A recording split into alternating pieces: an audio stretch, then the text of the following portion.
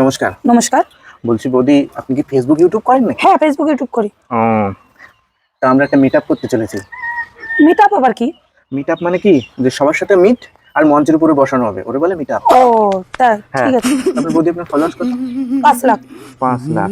5 লাখ, বাবা। আপনার কি নামে পেজ? দিলীপ পূজা। দিলীপ পূজা, ঠিক আছে। তো বলছি আমাদের বৌদি মিট আপের জন্য 500 টাকা দেন। 500 টাকা কি করতে দেবো আমি? আর বৌদি বোঝেন না, 140 টাকা দিয়ে এক বাটি বিরিয়ানি দেবো। হ্যাঁ, আর বাদ বাকি টাকা?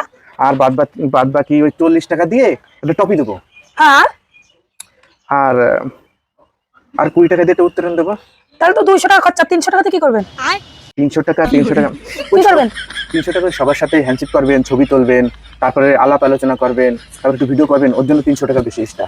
আমার দরকার নেই মিট আপে, ঠিক আছে? এত বড় আইডি বানায় 500 টাকা দিয়ে মিট আপে যাবে কি জানতে? 140 টাকার বিরিয়ানি, 40 টাকার হচ্ছে টফি, আর 20 টাকার উত্তারণী। আমার দরকার নেই। আর 300 টাকার বাসে দেবো না। আমি ওই কই টাকা দিয়ে নিজেই 500 টাকায় 40টা টপি কিনে নিয়ে আসবো বাড়ি, ঠিক আছে? আর আমি এত বড় আইডি বানাইছি ওই 500 টাকা দিয়ে মিট আপে যাওয়ার জন্য। নিজের যোগ্যতায় নিজে যাব, আমাকে লোকে খুঁজে নেবে, আমি লোকদের খুঁজবো না, ঠিক আছে? যান যান। বৌদি প্লিজ দেন না 500 টাকা।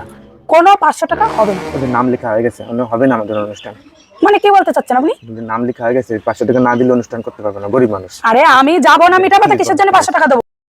বৌদি প্লিজ 500 টাকা দেন, তাহলে আমাদের অনুষ্ঠান হবে না। আরে বাবা, আমি যাবো না, তা কিসের 500 টাকা দেবো? বৌদি তোমরা 500 টাকা করে দিবা, তারপরে তুমি টপি দেবো, তারপরে বিরিয়ানি দেবো না। আরে বাবা, আমার এত বড় আইডি বানায় কি করতে 500 টাকা দিয়ে যে আমি টপি ডানবো, বৌদি, বিরিয়ানি খাবো? সবার অনুষ্ঠান, বৌদি সবার অনুষ্ঠান আমাদের। যার যার ছোট আইডি তারা যাক না, আমার মতন এই বড় আইডি নিয়ে আমি যেতে চাই না। যান আপনি। বৌদি এরকম করেন না কিন্তু। না না, যান যান, বলছি যান আপনি। এই বড় আইডি নিয়ে এরকম কিছু গিলি যাবেন।